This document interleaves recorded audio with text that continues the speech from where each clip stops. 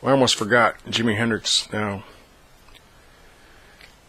I wanted to make at least 25 videos today so I could get to 1,000. So I thought, well, why not talk about a bunch of other guitar players? And so I would be remiss if I didn't bring up Jimi Hendrix. There's a lot of guys that I'm going to miss because I've got to wrap this up. But Hendrix would have to be one that I would have to speak of, right? When I was 12 or something, a sibling handed me a copy of Are You Experienced and said, I have 2 of these. Would you want one? And I took it, and then I didn't think really of it. I thought, well, this is kind of weird, this guy and these other 2 guys. This is sort of a weird album. Like, what is going on here? Who are these people? And then I would take that record, and back in the day, those vinyl, they were really well built. Heavy-duty plastic, right? So when we had those little record players with a speaker built in, I guess you can't see my hands. With a speaker built in, you put the record on there. Had a little arm, right? And it was all self-contained, a little monophonic record player. And I would take that, and with the motor off, I would spin it backwards. I thought, wow, this is so cool, man. And then one day I got serious, and it must have been when I was 13 or something. And I listened. See, this is a testament to how tough this vinyl was.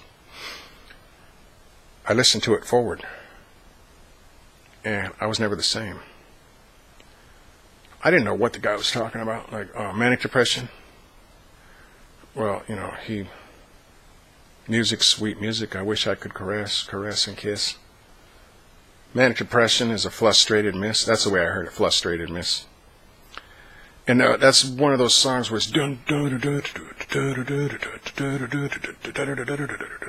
So it's like 3s but 9s, and you don't find that in a lot of tunes. And you know, of course, there's Purple Haze. I find out later that he had all these lyrics they wouldn't let him put in the song. They cut it way down for the album and all this. He wanted to do a way extended version with a lot more lyrics. Well, we didn't know that. I didn't know that. And this is another one of those desert island records. Jimi Hendrix, Are You Experienced? And to my way of thinking, it's kind of unfortunate that he didn't get to make more records. I mean, there's Electric Ladyland, there's Axis Bowl of Love, and there's some live ones, Isle of Wight.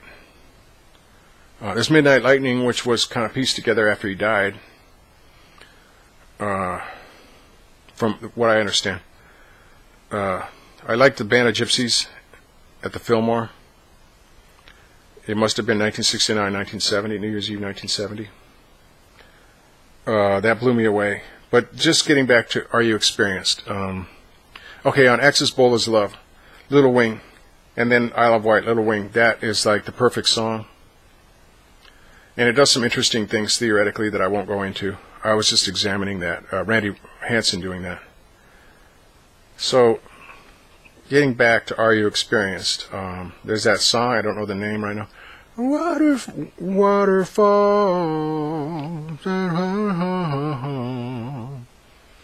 Real beautiful piece of music there. And then Third Stone from the Sun, if you listen, he's going, I'd never hear surf music again.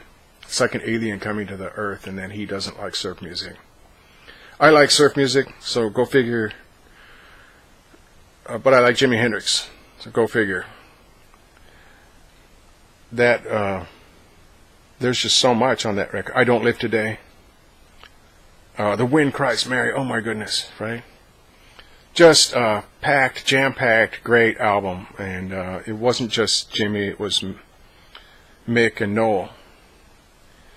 But Jimmy, wow, you know, and another thing was music was highly segregated, and he's one of those guys who brought a real bluesy feel, a funky bluesy feel to a white audience, which, you know, even beyond that, up into the 70s, it was still really segregated. I can remember as kids, when they started busing us across town, and we would meet African Americans.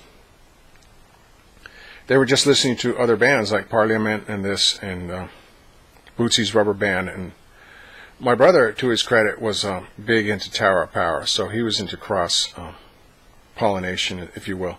I'm just saying today's music is like listened to by each band that has made it, if you will. They're listened to by a much wider cross-section of ethnicities. Back in the days, it was something else that Hendrix could cross those ethnic lines.